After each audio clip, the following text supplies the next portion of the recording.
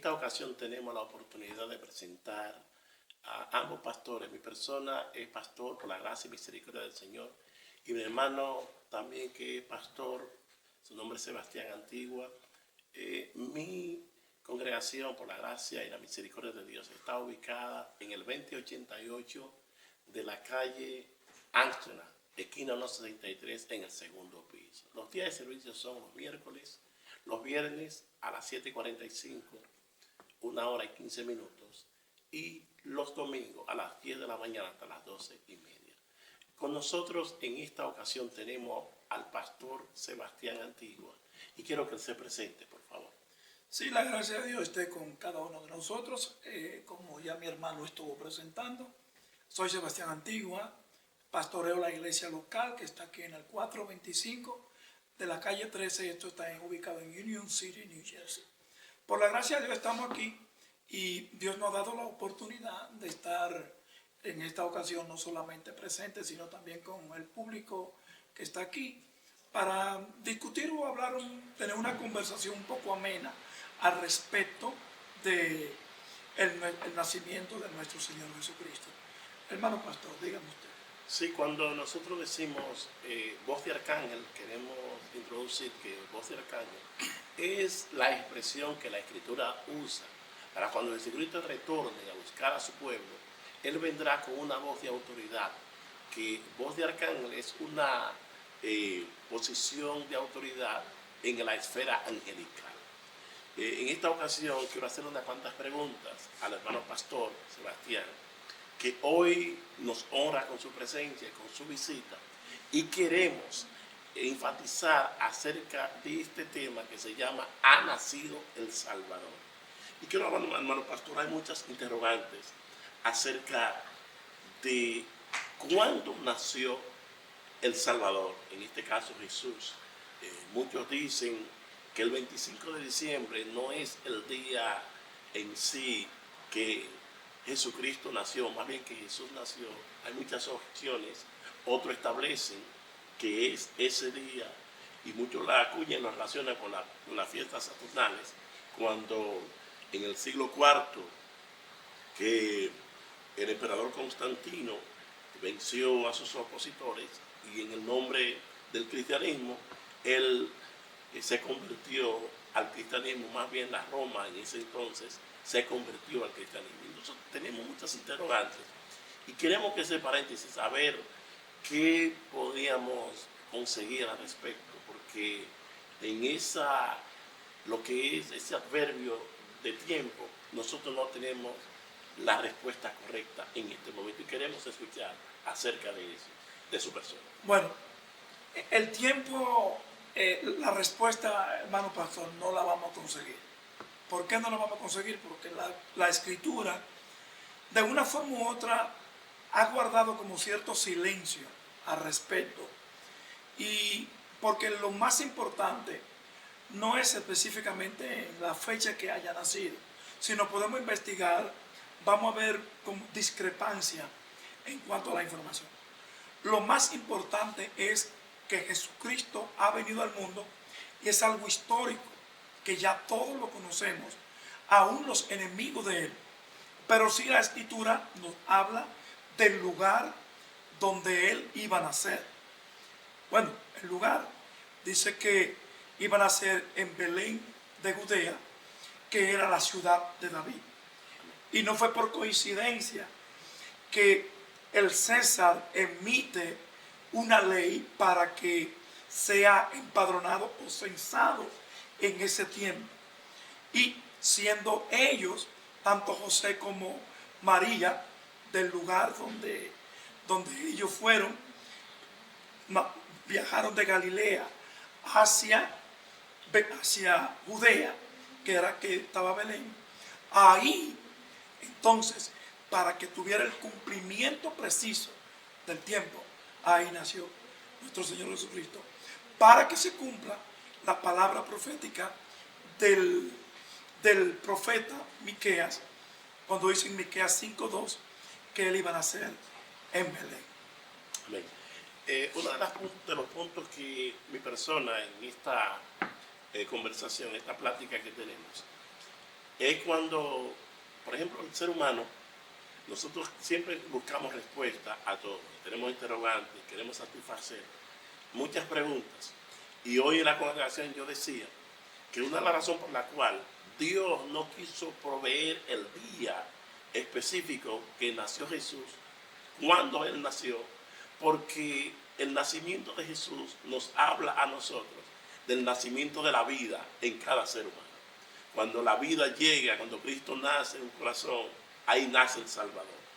Y como el mundo tiene tanta diversidad o tanto número de personas, y hoy nace Cristo en un corazón, en media hora nace Cristo en otro corazón, en 2 minutos nace Cristo en otro corazón, y en diferentes tiempos Cristo nace en los corazones. Y esa fue la razón por la cual mi persona cree que Dios no le plujo proveer esa información a nosotros los humanos. Bueno, como decíamos anteriormente, mira hermano pastor, lo importante es que Cristo haya nacido, pero en el orden de la importancia no podemos poner como decirle, como el orden realmente, porque creo que van paralelo. El nacimiento de Jesucristo que vino al mundo, como también el nacimiento de Jesucristo en la vida personal de cada ser humano. ¿Por qué tiene que ver esto? La Escritura siempre establece un antes y un después. Precisamente, hoy estábamos predicando al respecto de este tema y abundábamos un poquito en esto, de que lo importante es que Jesús nazca en nuestras vidas. Jesús marca la diferencia en todo. ¿En qué marca la diferencia? Hablábamos hoy y decíamos que todos aún los enemigos de Cristo, los que niegan aún incluso su divinidad y su existencia como Dios, tienen que someterse a un antes y un después. La fecha en que estamos hoy es una fecha que es después de Cristo, porque hubo un antes de Cristo. Lo importante es que Cristo nazca en tu vida, porque también así lo establece el apóstol Pablo cuando habla y dice que si alguien está en Cristo, hay un antes y un después. Y a través de la Escritura siempre él habla, en Romanos él habla también de un antes y un después. Él habla de un primer Adán y de un segundo Adán, que es Jesucristo, el Hijo del Hombre, siendo Dios encarnado en el Hijo de María. Amén. Acerca de cuando nosotros leemos en la Escritura, en el libro de Mateo, en el capítulo 1, verso 18 hasta el verso 25, nosotros vemos el primer relato, podríamos decir, porque es el primero de los 4 evangelios, y vemos el primer relato acerca de lo que es el nacimiento de Jesús. Y hay un punto que nos habla en ese versículo, en el versículo 18, en donde vemos cómo narra de qué forma nació Jesús. Y nos dice, creo que el verso 18 lo puede leer, por favor. Bueno, dice aquí el relato del apóstol Mateo, que el nacimiento de Jesucristo fue así. Estando desposada María, su madre, con José, antes que se juntasen, se halló que había concebido del Espíritu Santo. Ok, estando desposada. Yo quisiera saber que me dieran una explicación acerca de eso, porque a Jesús lo acusaba de que él había venido a esta tierra de una forma ilícita, donde sus padres habían tenido relaciones a destiempo. Entonces nosotros queremos saber, más bien que la audiencia pueda escuchar acerca un poco con más detalle. Bueno, una de las cosas que afecta más a la humanidad es la ignorancia de la Escritura. Porque si hay algo que la Escritura siempre es específico, y Dios siendo un Dios de luz no deja a nadie en tiniebla. La Escritura está para abrirle los ojos a los seres humanos. La Escritura dice aquí claramente que antes de que se juntasen, hablando específicamente del desposorio, El desposorio en el contexto judío es lo que nosotros conocemos aquí como el noviazgo. Tanto el noviazgo o el desposorio era tan fuerte en esa costumbre, y lo es aún, como el mismo matrimonio. Por eso, si continuamos leyendo, hermano pastor, nos vamos a dar cuenta que José se preocupó mucho, porque José pensó, el primero que pensó esto fue precisamente José. José lo pensó, y él pensó que cómo podía ser, porque él sabía que no había estado con María antes de casarse con ella.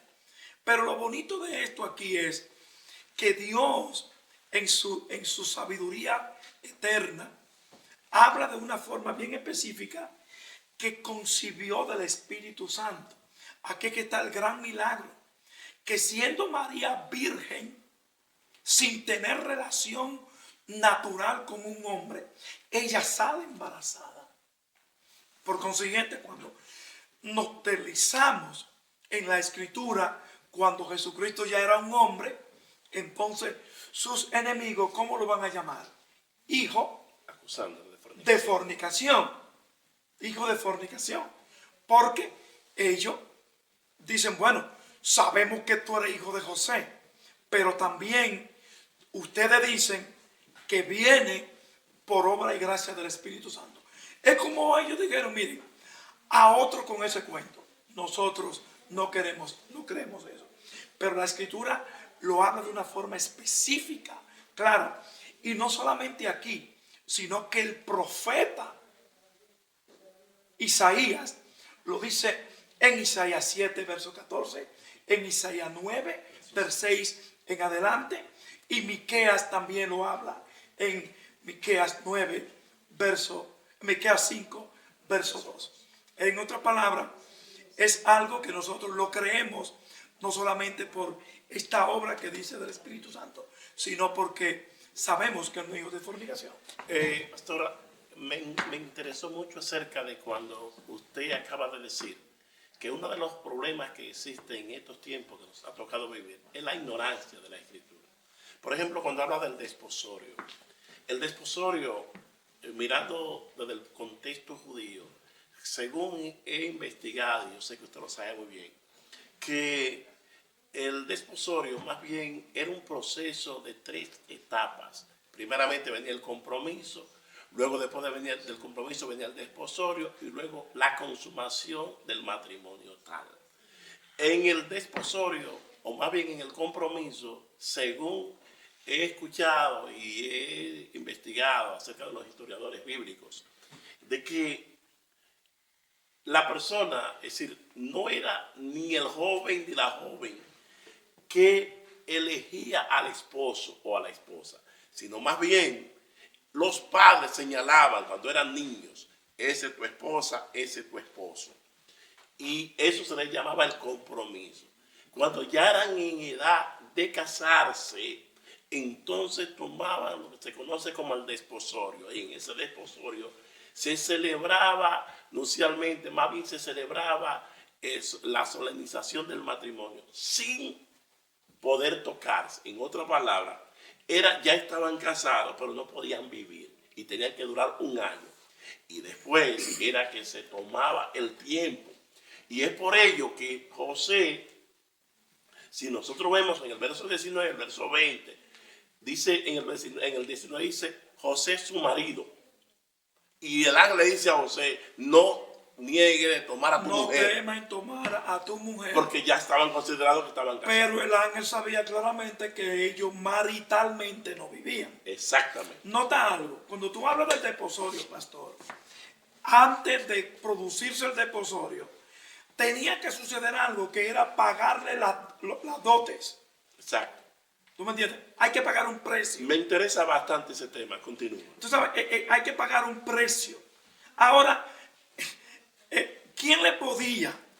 Porque el padre aquí. ¿Quién era el padre de José? ¿Quién era el padre de José? Tendríamos que investigar acerca de la genealogía que da Mateo para poder encontrar quién era el padre de José y la genealogía que da Lucas para poder encontrar el padre de María. Bueno, estamos ahí, pero ahora ¿cuál es el asunto?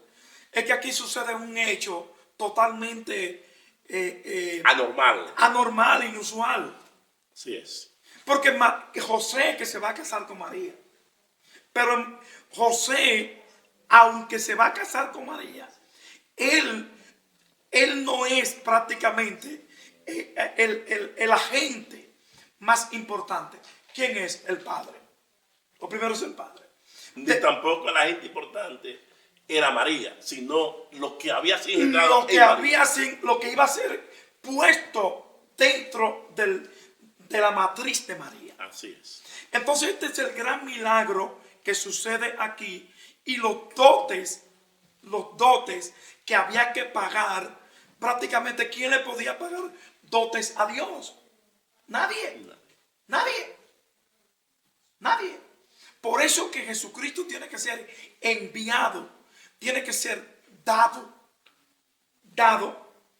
¿A quién? A los hombres. Y un punto muy importante, que aunque José se iba a casar con María, ese que estaba en el vientre, que iba a estar en el vientre o en la matriz de María, era el Salvador tanto de quién? De María. De María y de José. quién más? Y de José. De los dos. Porque algo que humanamente hablando no se entiende. no se entiende. Por eso el apóstol Pablo habla del gran misterio.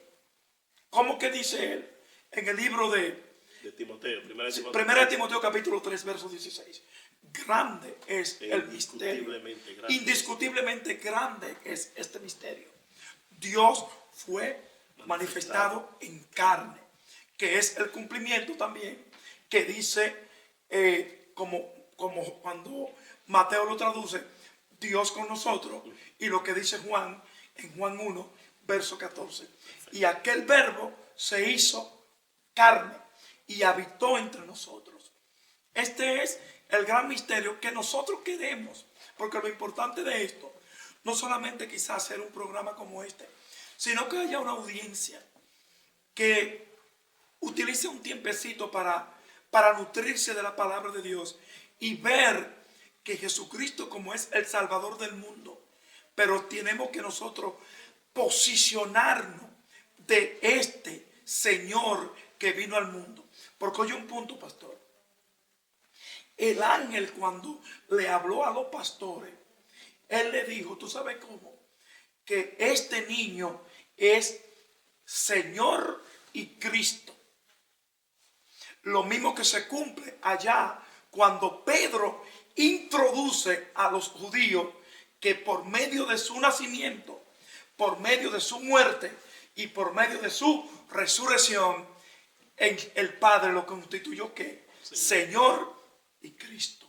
Usted está hablando en el primer discurso de Pedro. Seguro, en el capítulo 2 del libro de los Hechos. Hay otra pregunta al respecto.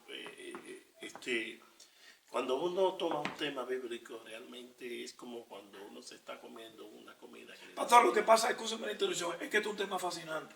Es hermoso. Este es un tema que nosotros vamos, que a medida que uno habla, porque el Espíritu de Dios nos va guiando y nos va llevando a donde Él quiere. Pero este es un tema fascinante.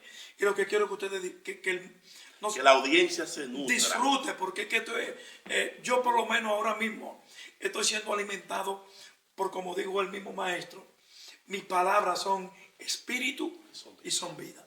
Usted continúa. También hay una disyuntiva al respecto cuando vemos que José se estaba volviendo loco cuando José se iba a casar con su esposa, o más bien iba a consumar su matrimonio. Y José no sabía qué hacer al respecto. Vemos una intervención divina, porque José, según vemos, dice que como él era justo, sí, él la iba a abandonar secretamente, iba a dejar eso secretamente. Y es ahí donde hay una intervención divina.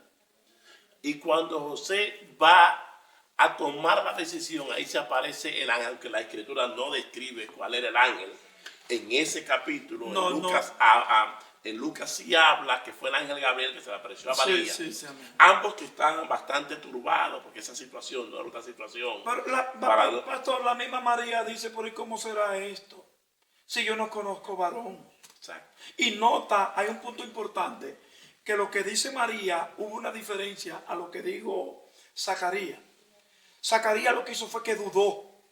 Exacto. El padre de Juan el Bautista. El padre de Juan el Bautista. Por consiguiente, por haber dudado a lo que Dios había dicho. Entonces, ¿qué sucedió con Zacarías? Quedó mudo. María no dudó, simplemente María lo que dijo. Esto es exclamó ¿cómo una alabanza. ¿Cómo será esto? ¿Cómo será esto? Que el Señor haya visto mi bajeza. Mi bajeza. Sí, entonces al respecto vemos que José iba a abandonarla, se iba a ir secretamente. Entonces, lo mismo que usted haría, pastor. Bueno, esto es muy buena respuesta. Lo mismo que yo haría. Entonces, conforme a como vemos en el libro de Deuteronomio, creo que el capítulo 22, vemos que hay una consecuencia de aquellos que se habían desposado, en este caso una joven virgen, dice textualmente, creo que de Deuteronomio 22, 23, por ahí, que si se encontraba en ella algo indecente, que se había acostado con alguien o que alguien lo había interrumpido y ella quedaba callada y no decía nada, entonces ella tenía que morir. Del mismo modo la otra persona también tenía que morir. Entonces vemos que José iba a abandonarla secretamente. Dice que él era justo y no quería infamarla. ¿Cuál es la opinión suya al respecto? Pero, mire, cuando usted toca el punto de Deuteronomio, y que dice que si ella se quedara callada, está tratando el punto de que si por ejemplo, ella es violada, porque puede hacer caso que ella es violada, pero cuando ella en el acto de la violación, ella tenía que gritar. Exacto. Tenía que gritar y decir, ¿tú me entiendes? Me están violando. Me están violando. Obviamente, quizá el acto de la violación iba a suceder, pero ella quedaba exenta de ese pecado. Pero si ella quedaba callada, tanto era culpable. Que ella estuvo callada. Exacto. Ella se cayó. Porque está el punto. Tanto era culpable el violador, yéndonos a la ley, como la violada. En este caso, José asumía que había habido una infidelidad. Como es lógico. Pero lo precioso de esto, oye como dice aquí, el ángel que fue a darle el anuncio, dice aquí en el libro en Mateo donde se narra esto, y dice que José, pensando él en esto, pensando en lo que estamos hablando, he aquí un ángel del Señor le apareció en sueños. Porque hermano, Dios no es Dios de confusión. Jamás. Dios no es Dios de confusión. Le apareció en sueño y le dijo, José, hijo de David, no temas en recibir a María, tu mujer, porque lo que en ella es engendrado del Espíritu Santo es. Aquí está la respuesta. José claramente era justo. Él quería mantener el secreto porque él no quería que mataran a su esposa. Porque él conocía bien. Él conocía. Era una mujer prudente. Era una mujer prudente. Una muchacha prudente. Y él pensó, ¿qué podría haber pasado aquí? ¿Qué podría haber pasado aquí? Y ahí entonces es que viene, como dice la Escritura, oiga pueblo, Dios no es Dios de confusión.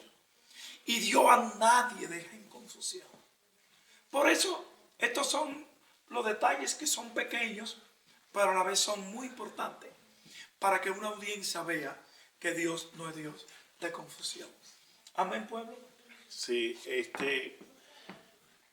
al observar esos puntos, que la decisión que iba a tomar José y es interrumpido por un ángel del Señor, lógico, los ángeles no toman decisiones personales, unilaterales. Los ángeles tienen que escuchar de parte de Dios que le están dando una orden. Si no se le da una orden, ellos no van a ejecutar. Y ese ángel vino específicamente a dar la respuesta a José. Nótese, amado pastor y amada audiencia, que cuando nosotros el Dios Salvador nace en una vida, siempre va a haber problemas, siempre va a haber en algunos momentos confusión. Pero ¿cómo las confusiones se pueden disipar? ¿De qué forma podemos disipar nuestras confusiones? Si no es más dejando al Señor que haga su trabajo y no dejando nada a media o por mitad, porque entendemos que si Jesús iba a nacer, a un instrumento él tenía que escoger. Es obvio. A un instrumento él tenía que escoger. ¿Y a quién escogió? Bueno, a él le plació, como dijo María en el Magnificat de Lucas, María, y estamos ya audiencia en la etapa final de este relato que es tan importante. María, oye como digo María, entonces María dijo, engrandece mi alma a mi Señor y mi espíritu se regocija en Dios mi Salvador, porque ha mirado la bajeza de su sierva. Pues he aquí, desde ahora me dirán, bienaventurada todas las generaciones. ¿Qué pasa? El Señor escoge a María. Este es el misterio de los siglos. Para que María fuera la madre del Hijo del Hombre. ¿Por qué del Hijo del Hombre? Porque en el acto de la redención, el Redentor tenía que venir, tenía que ser familia del redimido. Por consiguiente, Jesucristo se llama hermano de todos los que Él redime. Porque en la redención, Él tiene que venir de la misma naturaleza de donde tú y yo vinimos.